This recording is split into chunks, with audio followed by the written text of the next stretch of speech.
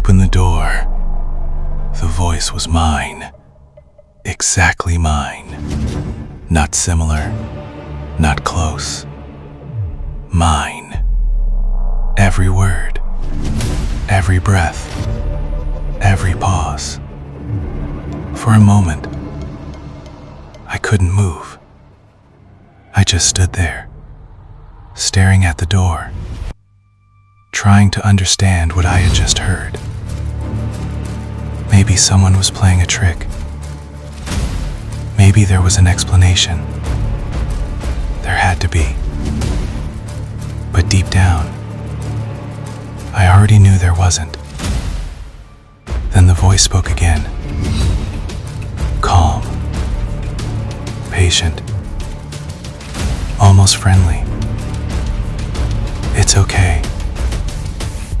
You can open the door. I won't hurt you. My stomach dropped, because that was something I would say. The exact phrase, the exact tone, as if someone had copied me perfectly and was now using my own voice against me. I took a step backward, then another. The knocking stopped. Silence returned. For a few seconds, nothing happened. Then I heard movement. Not from behind the door. From inside the walls. A slow, scratching sound. Moving through the house. Closer. And closer. And closer. The sound traveled behind me, then above me, then somewhere beneath my feet, as if something was crawling through the structure itself, watching, listening, following. I wanted to run, but there was nowhere to go. The staircase was gone. The hallway made no sense. And every second, the house felt less like a building and more like something alive. My flashlight flickered. Once. Twice. Then stabilized. In that brief flash of darkness, I thought I saw someone standing at the end of the hallway. A tall figure. Motionless. Watching me. When the light returned, it was gone. I told myself I imagined it. I had to. The alternative was much worse. Then something caught my attention. A photograph. Lying on the floor. I was certain it hadn't been there before. Slowly, I picked it up. The image was old. Black and white. The house was in the picture. The same house. The same porch. The same windows. But there were people standing in front of it. A family. A man. A woman. 2 children. All staring directly at the camera. Something felt wrong. Very wrong. I looked closer, and my blood turned cold. One of the people wasn't looking at the camera. He was looking somewhere else. Toward the knee for the photograph. towards something outside the frame, and the expression on his face was pure terror. I turned the photo over. There was writing on the back. Only 3 words. It learns faces. I swallowed hard.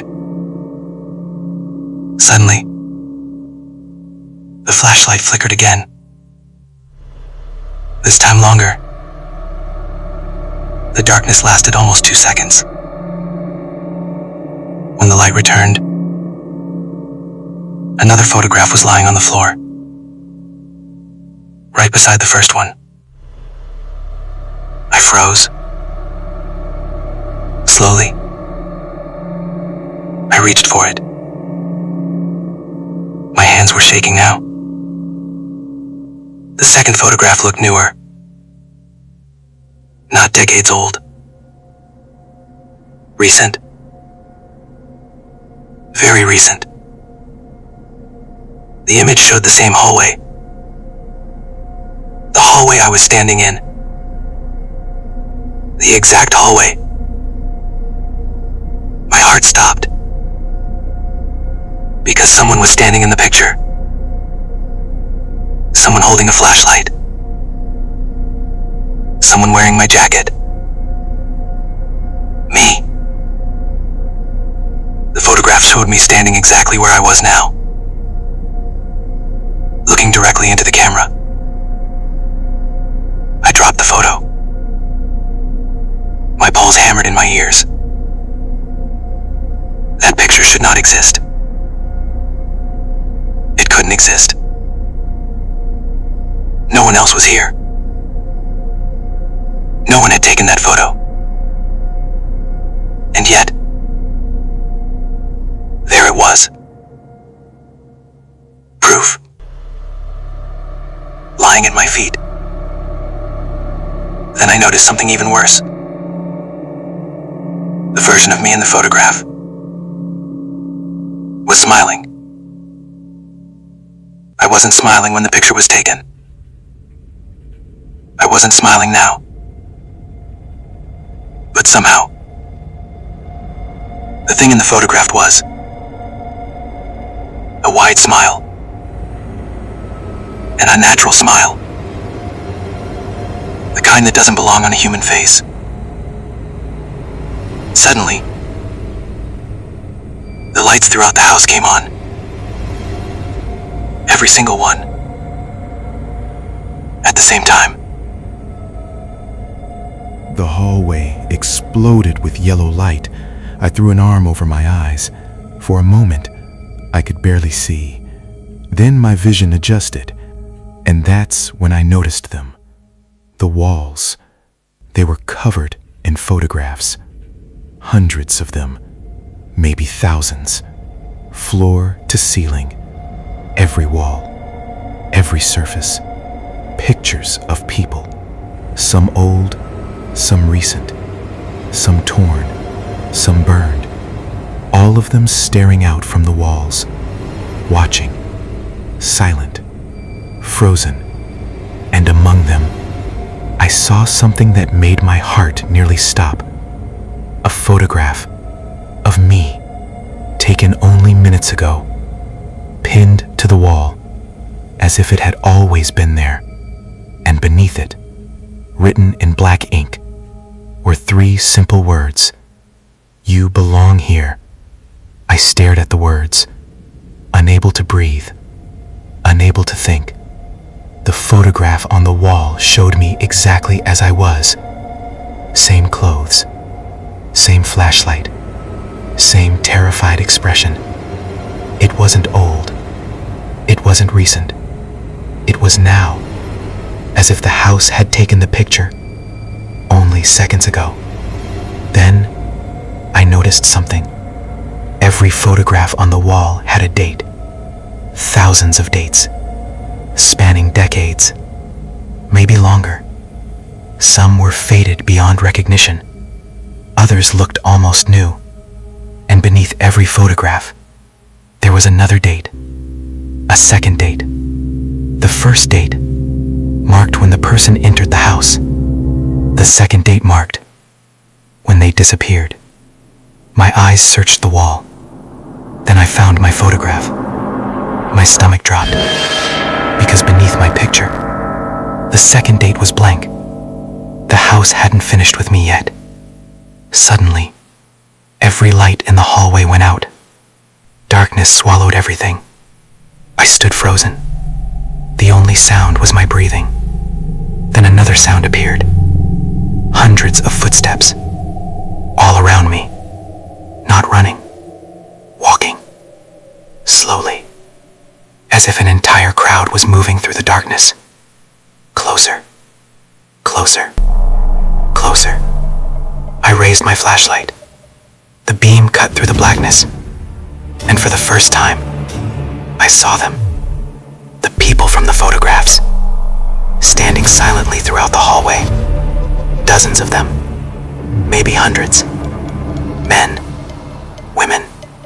Children. All staring at me. None of them spoke. None of them moved. Their faces looked empty. Like something had been taken from them. Something important. Something human. Then, they slowly stepped aside, creating a path. A path leading toward a door I had never seen before. At the very end of the hallway, the door stood open. Beyond it, I could see daylight. Real daylight. For a moment, I thought it was a trap, but I didn't care anymore. I ran, past the silent figures, past the photographs, past the darkness, toward the light, toward freedom. The closer I got, the brighter it became. And then, I crossed the threshold. Suddenly, I was outside, lying in wet grass, gasping for air. The cold mountain wind hit my face. The forest surrounded me once again. The fog, the trees, the sky. Everything was normal. I jumped to my feet and turned around. The house was gone. Completely gone. No foundation. No footprints. No road. Nothing. Just empty forest. For hours I searched. I checked my GPS, my maps, everything. The coordinates still existed, but the house didn't. Eventually I made it back. No one believed my story. Not my company. Not my friends. Not anyone. A month later, I quit my job. I never returned to that region. And for years, I convinced myself it had all been a nightmare. Until last week, when a package arrived at my apartment. No return address. No sender. Nothing. Inside was a single photograph. A recent photograph. Taken from behind. Someone standing at a window, looking out into the rain. It took me several seconds to realize who it was. The person in the picture was me. The photograph had been taken inside the house, and written on the back, in the same black ink, were 5 words. We'll see you again soon.